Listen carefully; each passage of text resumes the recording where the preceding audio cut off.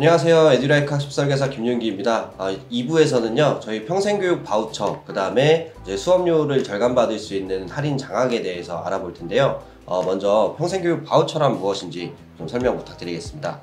우선 평생교육 바우처란 국가에서 이제 운영하고 있는 쉽게 말해서 소외계층 분들이 조금 더 국가에서 나오는 국비 지원을 받고 조금 더 나은 삶을 이제 추구하기 위한 학력 과정이라든지 아니면은 취업을 위한 공부라든지 이런 거를 이제 조금 더 비용 부담을 줄일 수 있게 하는 그런 사업 같은 개념이라 보시면 될 것 같고요. 평생교육 바우처 발급 대상자 같은 경우는 차상위 계층이거나 또는 기초생활수급자인 분들이 발급이 가능하며, 이 발급 과정은 2024년까지는 1월 말에서 2월 초까지 신청 기간이 있었는데요. 근데 이게 2025년부터 조금 바뀌었더라고요. 2025년 넘어오면서 원래 국가에서 운영하던 평생교육 바우처가 광역 지자체별로 아예 개별적으로 운영이 된다고 합니다. 아마 기존에 하던 방식대로 그대로 비슷하게 진행이 될 것 같긴 한데요. 일단은 지금 신청을 해야 되는 시기이긴 한데 지금은 따로 진행이 되진 않고, 이게 3월 중으로 이제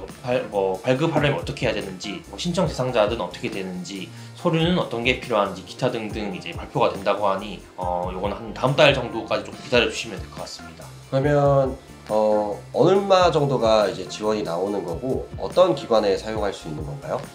평생교육 바우처를 신청하시게 되면 35만 원 정도의 이제 교육비가 지원이 됩니다. 이 35만 원이 지원이 되게 되는 거는 그 홈페이지 접속하시면 나와 있듯이 NH 농협카드로 해서 체크카드 형태로 발급이 됩니다. 근데 이 카드를 받았을 때 저희가 평소에 쓰는 체크카드처럼 사용은 불가능하고요. 교육기관, 그러니까 평생교육으로 인해 운영이 되고 있는 기관이나 또는 직업훈련 같은 그런 교육기관들에서만 사용이 가능합니다. 그래서 요거를 토대로 해서 학점은행제 제도 또한 평생교육으로 운영이 되고 있기 때문에 예를 들어서 사회복지사 과정 또는 보육교사 과정, 이런 과정들을 통해서 학점은행제 등록금이 얼마다, 근데 거기서 평생교육 바우처를 이제 발급을 받으신 분들에 대해서 35만 원 정도를 미리 절감을 할 수가 있는 거죠. 그래서 대학교로 치면은 장학금처럼 비용 부담을 조금 절감하고 나머지 비용은 본인이 부담하는 개념으로 이렇게 보시면 될 것 같아요. 이 제도는 이제 또 말씀하신 것처럼 3월 달에 또 개편된 사항들이 이제 공지가 나온다고는 하지만 기본적으로는 작년까지 이제 발급 대상이나 이런 것들이 좀 유지가 될 것으로 보이긴 하거든요. 이 외에도 교육원 학점은행제에 있는 교육훈련기관에서 받을 수 있는 대상자가 되어 있는 장학 제도들이 있을 텐데 어떤 제도들이 있는지 좀 말씀 부탁드립니다.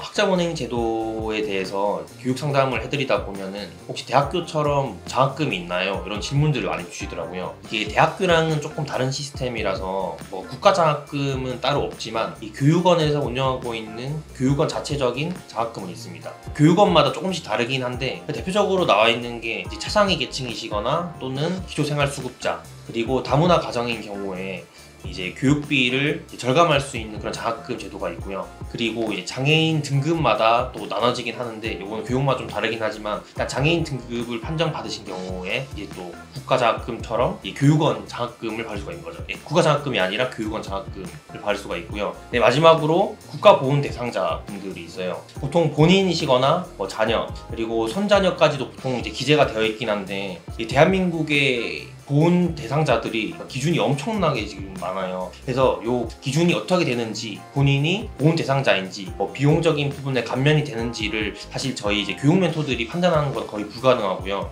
1차적으로 보훈처 이제 홈페이지에 접속하셔서 이제 본인인지 또는 손자녀인지를 먼저 확인을 한 이후에 이제 본인이 학점은행제를 이용하려고 하는데 혹시 감면이 되는 부분이 있는지 먼저 여쭤보시고 그 내용을 토대로 체크를 해두시면은 아마 조금 더 학습 과정을 진행하시는 조금 더 수월하실 것 같습니다. 그래서 아까 말씀드린 이런 교육원별 장학금을 통해서 이제 준비를 하시면 비용 부담을 줄여서 학습을 이어나가실 수 있고요. 그리고 요거는 조금 별개의 내용이긴 한데 성적 우수 장학 개념도 있긴 합니다. 성적 우수 장학은 등록금이 감면되는 형태는 아니고요. 학기를 마쳤을 때 이 사람이 성적을 잘 받았기 때문에 거기에 대한 이벤트성 장학금 개념이라고 할까요? 그러니까 비용을 지불을 해주시는 거죠. 등록금이 감면되는 느낌보다는요. 근데 이거는 그 교육원마다 조금씩 달라서 이런 것도 있구나 정도로 알아두시면 될 것 같습니다.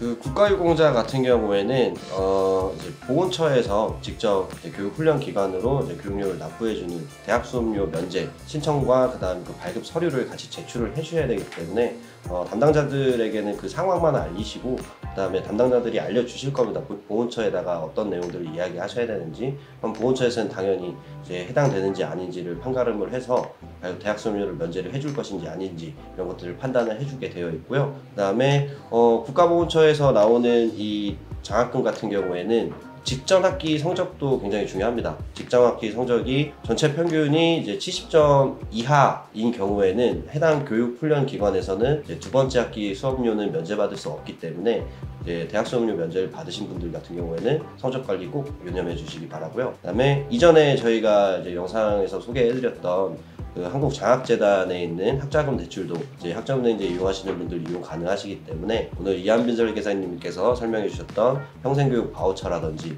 아니면 이제 여러 장학제도들 해당되는 분들은 좀 이용해 주시면 좋을 것 같고, 또 교육원별로 다르다고 했지만 몇 개의 교육원들에서 뭐 이벤트성도 있지만 이제 매 학기마다 혹은 매 분기마다 매 반기마다 이런 성적 장학금 우수자에 대해서 장학금을 좀 수여하고 있거든요. 네, 그런 것들도 다 이용하시면 수업료를 많이 절감할 수 있다라는 부분을 알려드리고 싶고요. 네, 이렇게 해서 오늘은 2부까지도 마치도록 하겠습니다. 감사합니다.